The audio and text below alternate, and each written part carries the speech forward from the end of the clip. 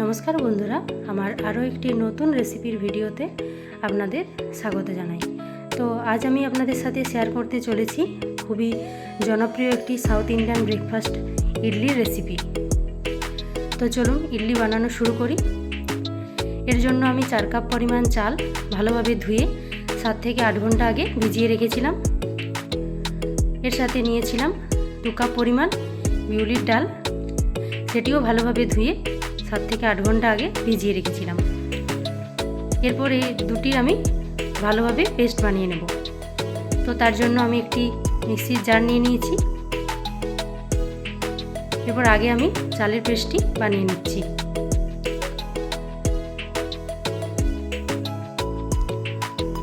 তো এই পেস্টটি বানাতে খুব বেশি জলের প্রয়োজন হবে না, খুব অল্প অল্প জল ব্যবহার করে একটি মিডিয়াম ঘনত্বের পেস্টটি বানিয়ে নিতে হবে। তো দেখুন আমি চালের পেস্টটি বানিয়ে নিয়েছি। এরপর আমি এটি একটি অন্য পাত্রের মধ্যে ঢেলে নিচ্ছি।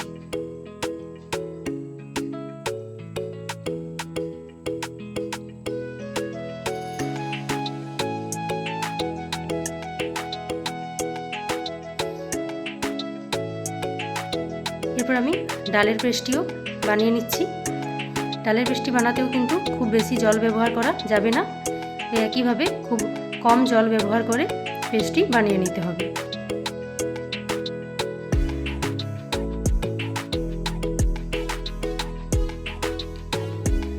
ডালের পেস্টটিও আমি ওই চালের পেস্টের মধ্যে দিয়ে দিলাম।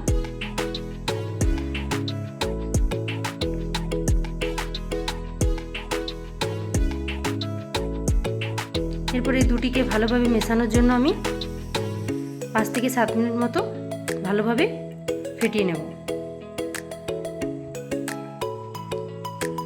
তো আমি হাতের সাহায্যে ভালোভাবে ফেটিয়ে নিচ্ছি।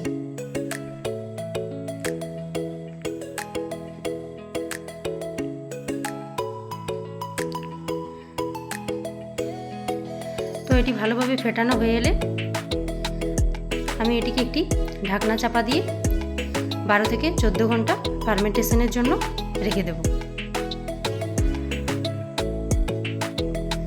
তো আমি এটিকে 15 ঘন্টা মতো রেখেছিলাম। তো দেখুন, দেখতেই পাচ্ছেন পেস্টটি কতটি ফুলে উঠেছে। এরপর এটিকে আমি অন্য একটি পাত্রের মধ্যে নিয়ে নিচ্ছি। আবারও এটিকে আমি 7 থেকে 10 মিনিট মতো ভালোভাবে ফেটিয়ে নিচ্ছি। এরপর আমি এড করছি হাফ টিস্পুন মতো লবণ। আমি কিন্তু আগে লবণ ব্যবহার করিনি। লবণ ভালোভাবে ব্যাটারের সাথে মিশিয়ে নিচ্ছি। এদিকে আমি ইডলি মেকার নিয়ে নিয়েছি। তো এগুলির মধ্যে ভালোভাবে তেল লাগিয়ে নিচ্ছি। অন্যদিকে কিন্তু আমি জল গ্যাসের মধ্যে বসিয়ে দিয়েছি গরম হওয়ার জন্য। তো আমি ইডলির এই প্লেটগুলির মধ্যে একটু একটু করে ব্যাটার দিয়ে দিচ্ছি।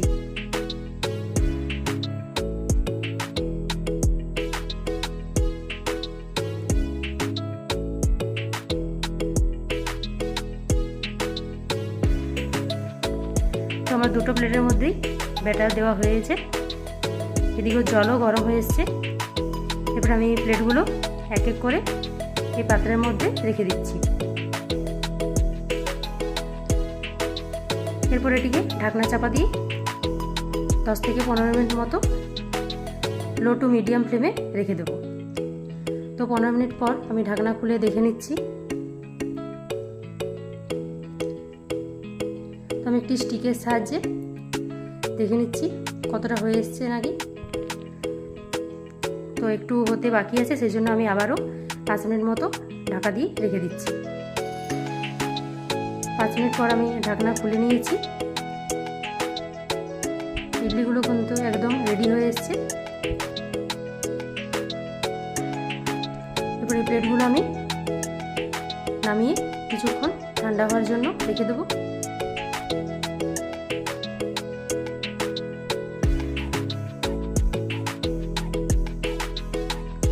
ঠান্ডা হওয়ার পর একটি স্পুনের সাহায্যে এভাবে হালকা নাড়িয়ে হাত দিয়ে প্রেস করলেই এগুলো ছেড়ে আসবে। দেখতেই পাচ্ছেন আপনারা।